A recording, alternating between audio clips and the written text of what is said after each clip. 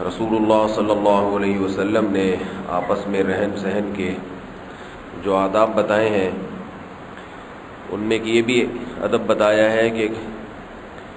انسان ہر ایک کے منہ پر اسے خوش کرنے کے لیے اس جیسا کلام نہ کرے۔ حضرت ابو ہریرہ رضی اللہ تعالی عنہ سے روایت ہے، فرماتے ہیں کہ رسول اللہ صلی اللہ علیہ وسلم نے ارشاد فرمایا،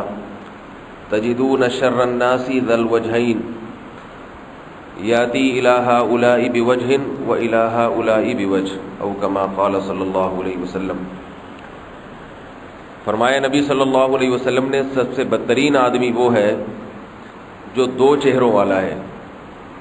جب اس کے پاس جاتا ہے تو اس کے مطلب کی بات کرتا ہے، اور جب دوسرے کے پاس جاتا ہے تو بیان بدل دیتا ہے اور اس کو خوش کرنے کے لیے اس کے مطلب کی بات کرتا ہے۔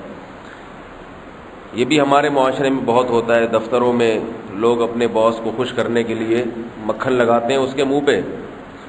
سر یہ تو بڑی اچھی بات ہے، آپ کی یہ خصوصیت تو بہت اچھی ہے، ماشاءاللہ یہ تو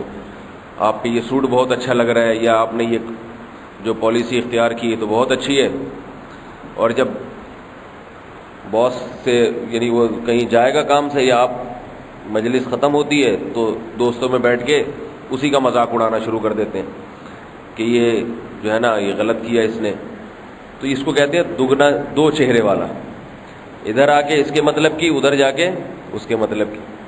ایک دوست کے سامنے کچھ اور بات کر رہا ہے، دوسرا آئے گا تو اس کے سامنے کچھ اور بات۔ یہ کام وہ شخص کرتا ہے جو ہر ایک کی نظر میں عزت کمانا چاہتا ہے،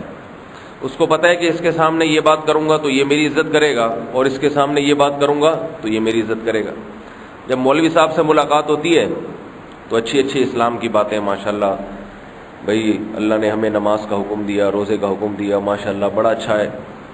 کتنا اچھا رمضان ہے۔ اور جب دیکھا بھئی کوئی بے دین آدمی ہے تو اس کے منہ پہ وہی باتیں شروع کر دی کہ بھئی یہ مولویوں نے مروا کے رکھا ہوا ہے، روزے رکھوا کے، فضائل سنا کے، نمازوں میں لگا کے، پتہ نہیں جو ہے نا ان کو اور کوئی کام ہی نہیں ہے۔ ہمارے ایک دوست تھے، سردیوں کے روزے تھے، ہم اس وقت ذرا عمر میں کم تھے، تو سردیوں میں ایسے ٹھکا ٹھک نمازیں آتی ہیں، اور رمضان میں عام طور پہ مسلمان نمازیں پڑھتے بھی ہیں۔ تو ادھر افطاری ہوئی، مغرب کی نماز، ابھی مغرب کے بعد گھر آئے ہیں، تھوڑی دیر میں عشاء ہو جاتی ہے، اور مغرب سے پہلے عصر تھی، عصر پڑھ کے ابھی آئے کہ مغرب شروع۔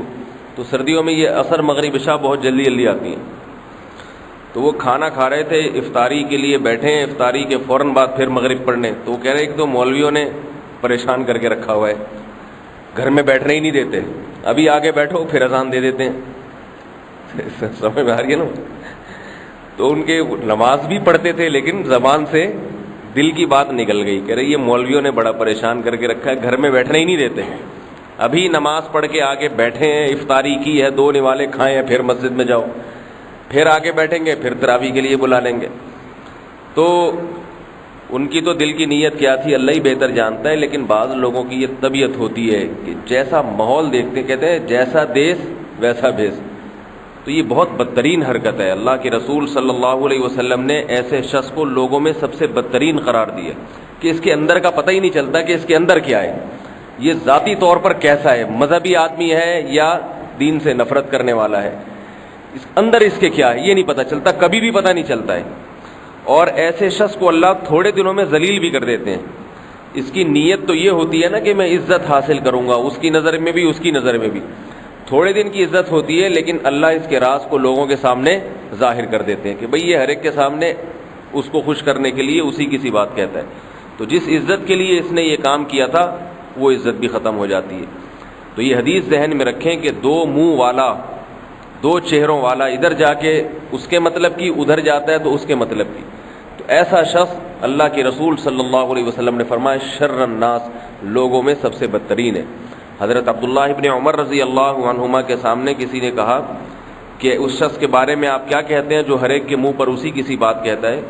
تو حضرت عبداللہ ابن عمر نے فرمایا کنا نعد ذلک فی زمن النبی صلی اللہ علیہ وسلم نفاقا، ہم رسول اللہ صلی اللہ علیہ وسلم کے زمانے میں اس کو نفاق سمجھتے تھے، منافقت، ایسے آدمی کو ہم منافق کہتے تھے۔ تو اس لیے اپنے اندر محاسبہ کرنا چاہیے، اپنے بارے میں سوچنا چاہیے کہ ہم بھی ایسا تو نہیں ہے کہ جہاں بیٹھتے ہیں اسی کے گیت گانا شروع کر دیتے ہیں۔ اگر آپ کو کسی کی کوئی بات بری لگتی ہے، آپ اس سے متفق نہیں ہیں،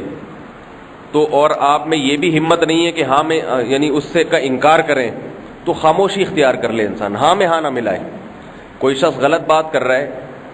آپ کو یہ ڈر ہے کہ میں اگر اس کی غلط بات کی تردید کروں گا تو یہ مارے گا یا ناراض ہو جائے گا یا میں برداشت نہیں کر سکتا، تو شریعت پھر اجازت دیتی ہے کہ خاموشی اختیار کر لو، ہاں میں ہاں نہ ملاؤ۔ ہاں میں ہاں ملانا پھر یہی منافقت ہے کہ دل میں نہیں ہے لیکن اوپر سے آپ ایسا کہہ رہے ہیں۔ اللہ تعالیٰ اس برائی سے ہم سب کو بچنے کی توفیق عطا فرمائے۔ سبحانک اللہم و بحمدک۔